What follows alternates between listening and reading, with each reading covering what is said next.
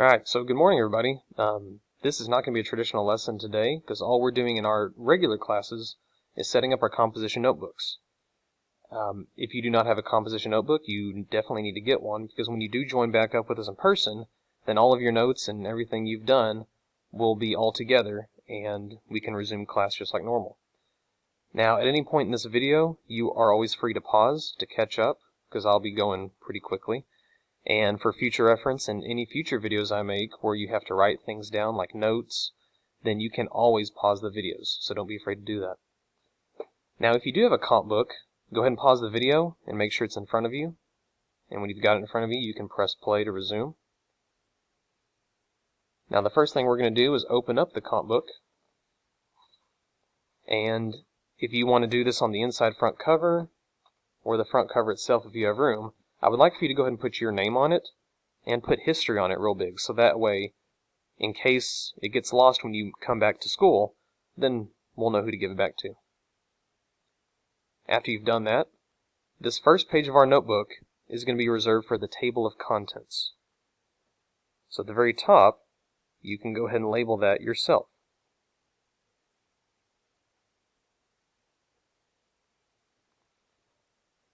Now, as you know, in a book, a table of contents kind of breaks the book down for you. It shows you where the chapters are and on what page. For our table of contents, it's going to show us which chapters are in our notebooks and what pages they're going to be found on. Now, how do we find the pages, you ask? Good question. Leave the front of this part blank for now, because you haven't done any chapters of notes yet. You're also going to leave the back page blank. And on this right-hand side, at the bottom of the page, I want you to put a number 1. This is going to be your very first page of notes, and we'll start that tomorrow. After you've done that, you can turn the page, and on the back, draw number 2. I'm always about saving paper, so we take notes on the front and back, so that way we don't waste room in our comp books. Now, you don't have to go through and mark every single page. We're not going to do that. It's going to take a long time. As you do the notes, you can put the page numbers down yourself. And anytime we finish a chapter, I'll try and remind everybody, but anytime we finish a chapter, you'll put the chapter number and then what pages you used in your notes. Now, your table of contents may not match everybody else's. Some kids write larger than others. Some kids write pretty small, and that's okay. It doesn't matter. So your table of contents may look different from somebody else's. Now that we've done that, I want you to close your comp book.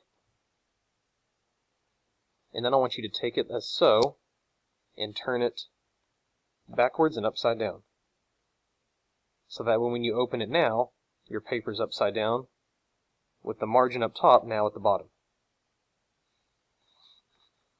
This is where we're going to put our daily warm-ups.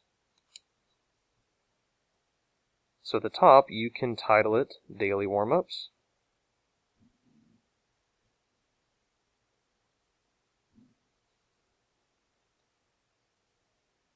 When you come back to school in person, in my class, there will always be a warm-up question on the board that we'll start the class with.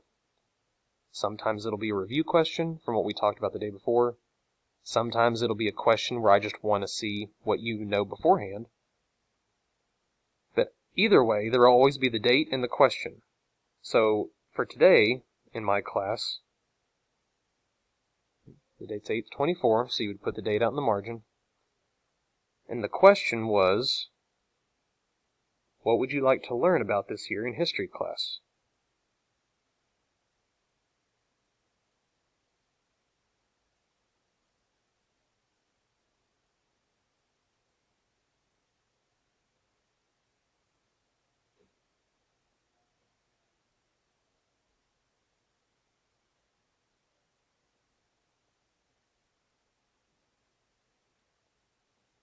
I have the students write the question down, and you also have to write down the answer.